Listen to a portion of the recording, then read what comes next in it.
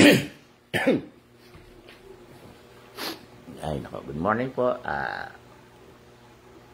Bago po tayo magtalakay, hilingin po na sa atin sa Panginoong Jesucristo, ang Diyos Anak, kasama ng Diyos Ama at Espiritu Santo, na patubayan po tayo at ipahayag natin ang makatotohanan at ang may tunay na kahulugan ng mga bagay na nakikita natin ngayon sa ating pamahalaan. Amen. Maliwanag po muna natin ito.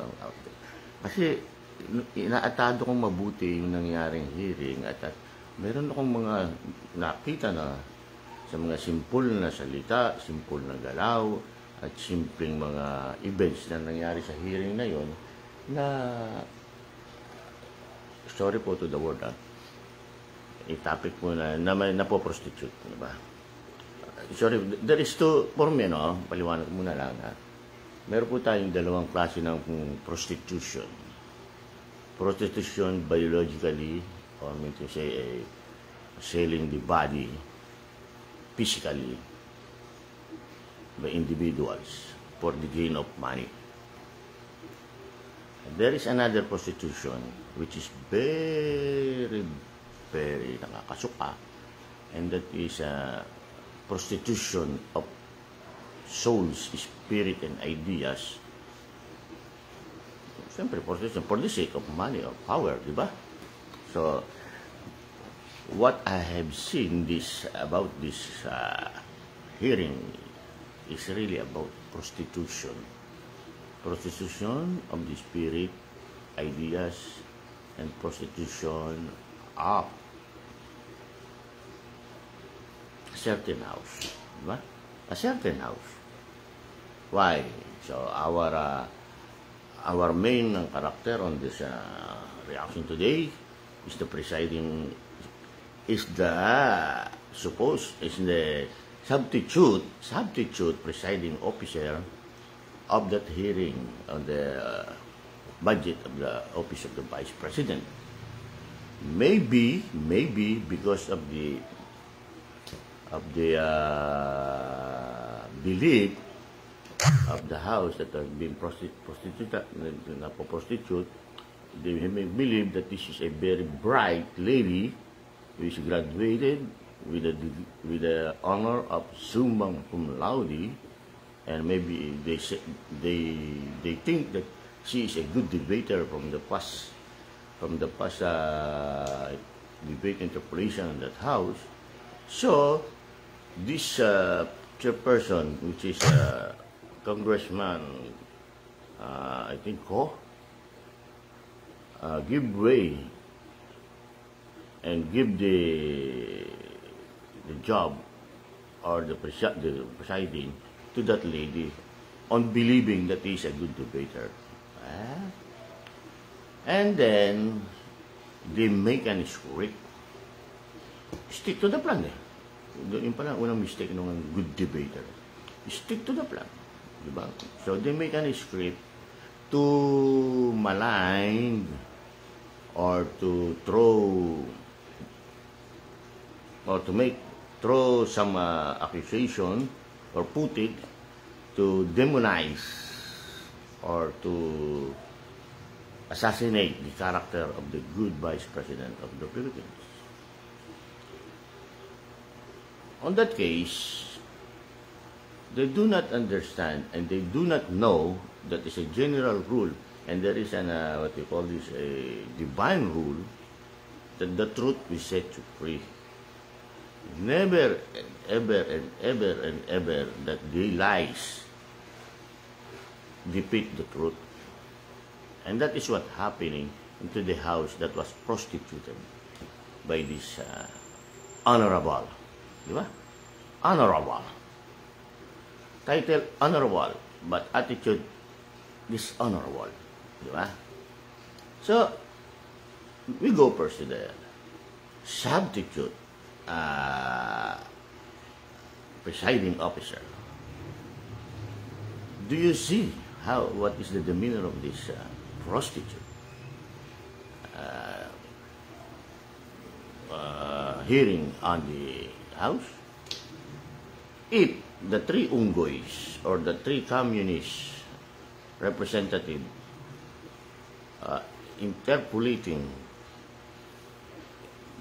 even by not saying, Madam Presiding Officer, even by utot only, by the part, even by the tingin only, by the like that, he recognized those communists.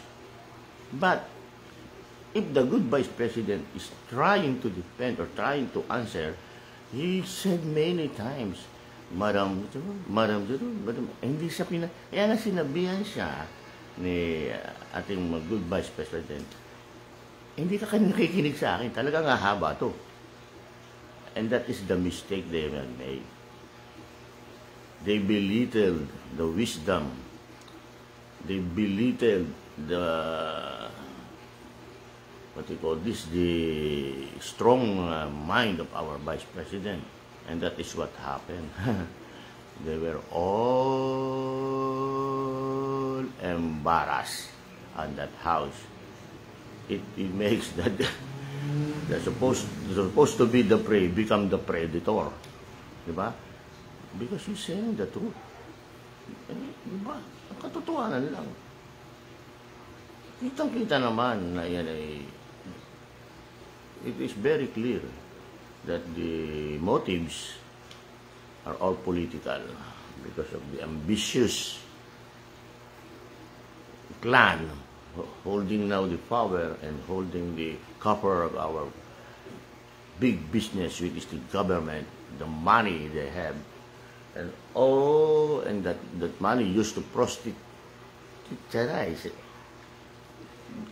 the honorable parts of our government, the honorable workers on that part of the government.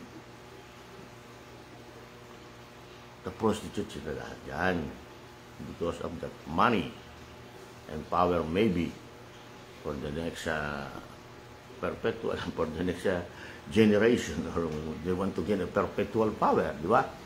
So,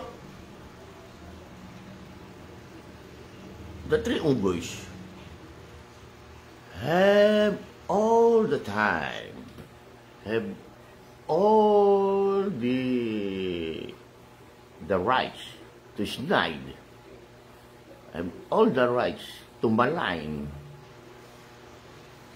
which is their intention, and destroying the credibility, destroying the popularity, and destroying and then taking out the love of the people to this good Vice President. Diba? So, why is the substitute presiding officer always looking at the three unggoys? Why? You think that you're bright because of your title summa cum laude? No, you're a fool. You're a fool. Diba? You allow yourself to be used, or maybe you allow yourself to be prostitute because of your ambitions and because of money, and that is the worst thing that you are going to do, because happiness is not about money and power. Happiness is about love. Kaya nga yung mga Duterte, mas mahirap lang sila, hindi naman gano'ng kayamanan. Lagyan natin sa middle class, pero they are very, very happy family. Together, diba? They are binded, and that is they own it to the mother of President Rodrigo Duterte, diba? Because that mother of our former president is the real teacher, not this ACT, the Alliance of Corrupt Teacher. That is the real teacher. In teaching, there is also a devil and there is also an angel. Always observe about that. So, balik tayo dito. And then, why is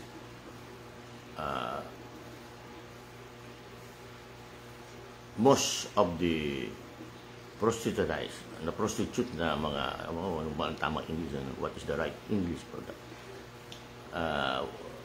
Na prostitute na mga honorable is having a question or interpolation already scripted.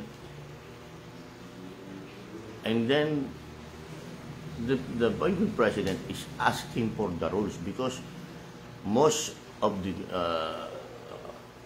congressman there or honorable there is out of the general rules na kasi because our vice president being a resourceful and being a smart one on that event already have the general rules. And he's asking, where in the general rules is you're talking? So, kinounter ngayon ni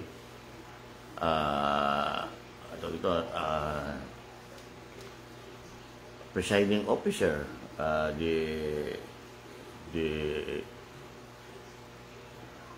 what you call this, the replacement presiding officer, na we have an adopted rule. So, hindi nga siya nga adopted rules. Bigla naman yan sinagot na she answered that we only the committee have a right to see this wrong. So, hindi. You're asking a person about your rules and how he can answer about your rules. Or you don't want to be soplak. You don't want to be what you call this, interpolated, that the topics this triungo is bringing out is out of context. Diba? Out of context, out of topics, out of agenda. Everything like that. And then you are talking, this triungo is talking about confidential intelligence fund, which is illegal to be discussed because that is confidential intelligence fund, and that budget is supposed to be for the national security of the republic, and which is important, the national security of the part of the republic or the triungo.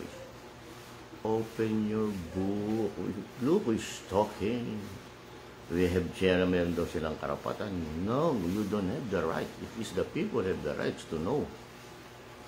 And then we are asking now, open your book.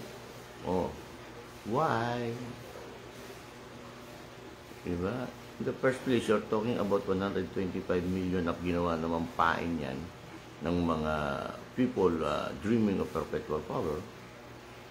There's a good grand plan na discuss na natin nun, coming from the office of the president, which is a plan of Lisayan and Ochoa. They are very good on that process, diba? Because they are both lawyers. The problem, the vice president is also a lawyer, diba? And lawyer is trained for interpolating, trained for debating, trained for defending facts versus facts, diba? Ganyan, mga ganyan yan eh. And then looking for the rules and the laws, which is happening in the hearing. Kaya nga, anong adopted rules nyo? Wala kami dito. Dapat, tama nga naman siya. You are inviting a person to be asked, so you have to give what is your adopted rule so that she know. Diba? I don't believe this. Ako summa cum laude become a suman cum laude. Nagkakandagan kaya na, diba? Nabanggit na natin nung una yung ba't nahuli sa bibig, yung stick to the plan, diba? Hindi ka pa nahiyan, hindi ka pa umalis dyan. Or binigay mo kay ko yung ano, because pinractice nyo yan. You practice that event, or you want the result on what you want the result to go or to pursue on what the power behind or the political clan that dreaming of perpetual power to be like that, to malign and to destroy the opposition. Hindi nyo kayang i-destroy because the opposition now was based on love and truth and good governance. Mahirap gibain ang katotohanan at ang pagmamahal. You can never, hindi ka na. Please, if you believe in God, if you believe in Jesus Christ, please read, and you will find it there. You will find it there. Na lahat ng nangyayari dyan is related. Diba? That is related. Maaring ang magapin mo ang kabutihan, but yan ay tatayo at tatayo ulit. Sinabi ni Jesus Christ yan, di ba? I will rise again. In 3 days, I will rise again. Oh. Nagapin niyo yung kanyang katawan, yung kanyang katawan, yun ang gusto namang mangyari ni Satanas. Dahil siya ang kasalanan ni Satanas ay pride. Ayaw niyang sinabi ng Panginoon na ikaw ay lulod sa isang tao. Hindi niya alam yung taong na yun, which is Jesus Christ. Yun din ang Diyos eh. Pride niya, di siya mawa. Kaya ginawa niya, dinestroyed niya yung body ni Christ. Pinatay niya. Which is, doon siya nagkamali. Doon siya nagkaloko-loko. Kasi, Diyos yan eh, I will rise again. And then I will give you final judgment to you. Tapos. Malapit na yung final judgment. Diba? Kaya, tigilan na yan. Meron pang siyempre sa Bible na talagang napakagaling din naman, ano? Sa mga taong kababayan ko dyan, sa mga bumobotong Pilipino, tandaan nyo ito, itong mga, sila ikatulad itong mga mambabato sa isang makasalanan daw na babae. Ha? Anong sabi ni Jesus Christ? Sasabihin sa inyo ng ating Panginoon,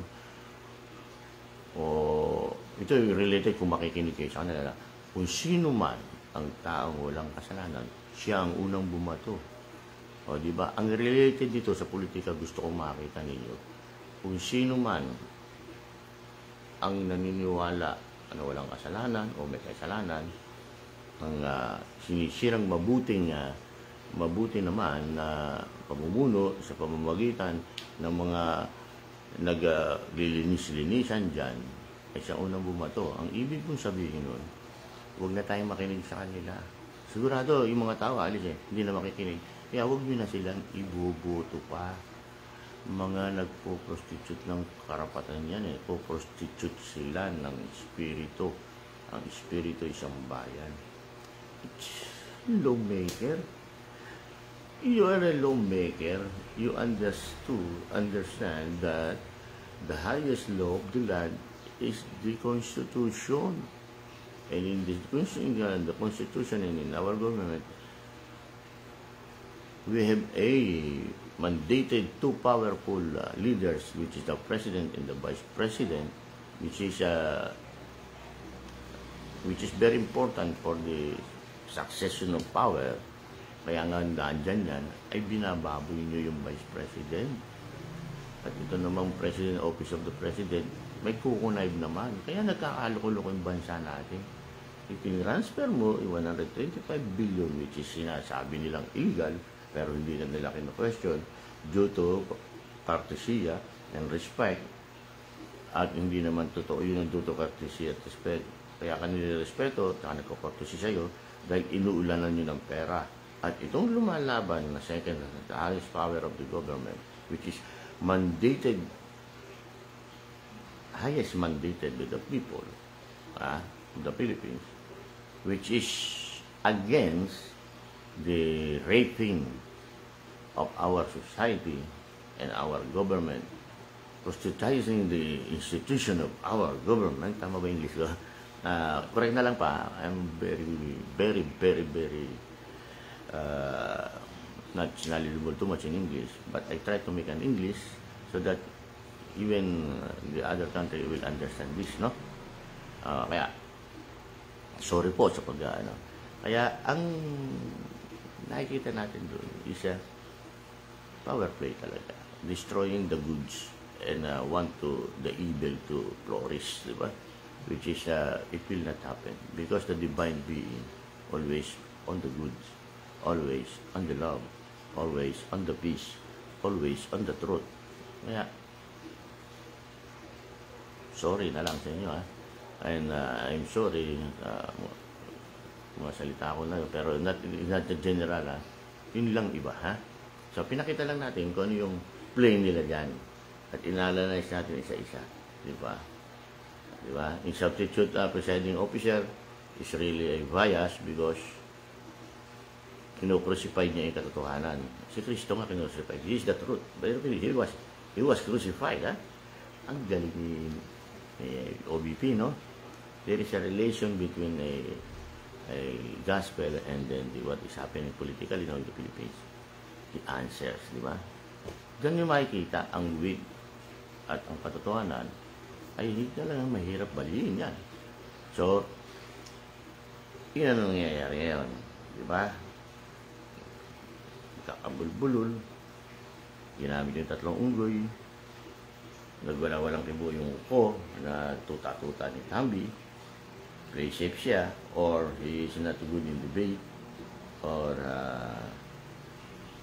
manggagamit din siya, o it is kimpo, at paggamit ka,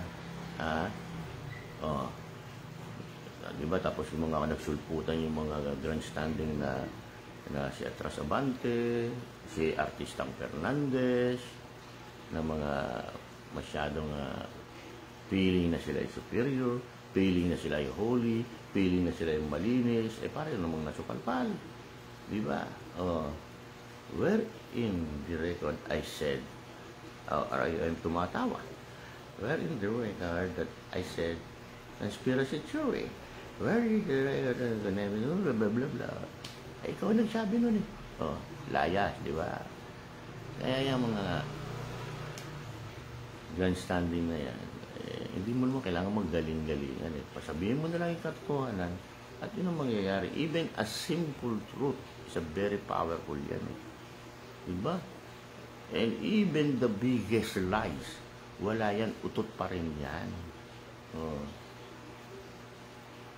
Uutot pa lang si Castro, puta na, I acknowledge. Tapos ikaw pa magtuturo. You said, you continue. Sabi ng ating Vice President, Madam Chair, hindi ka man lang tilingon eh. Madam Chair. Bigla akong magagalit eh. Hindi tayo matatapos ito. Yan na nga sinasabi ko sa iyo kanina. Kita mo, kung paano niya sinunog. Kaya, hoy, huwag ka na uli kumandidato. Alam na ng Marikina kung gaano kakahina, kung gaano kakasinungaling. Ay, Den Fernandez, mag-artista ka na lang, Clara, di ba? Sir, Pastor Abantoy, Abante, stick to the gospel na lang. Doon na lang tayo sa church mo. Doon ka na lang maghago. Doon ka na dyan sa Congress. Suppose we have separation of religion and state. Bakit ka sumisiksik dyan? Di ba? Si Pastor Kibuloy nga eh. Kumandidato yan doon sa Mindanao eh. Panalo yan eh. Bakit din niya ginagawa? Because I believe that he believed the separation of his church and his state. Bakit ka nagsisiksik dyan sa dalawa na yan? Bakit nga ba? Di ba? So, ulitin natin at hingi natin ang kapatawaran sa ating Panginoon sa Kristo, sa Diyos Anak, nakasama ng Diyos Ama, ng Diyos Espiritu Santo sa langit, napatawarin tayo sila sa pagkakasala natin at nila sa isip, sa salita at sa gawa.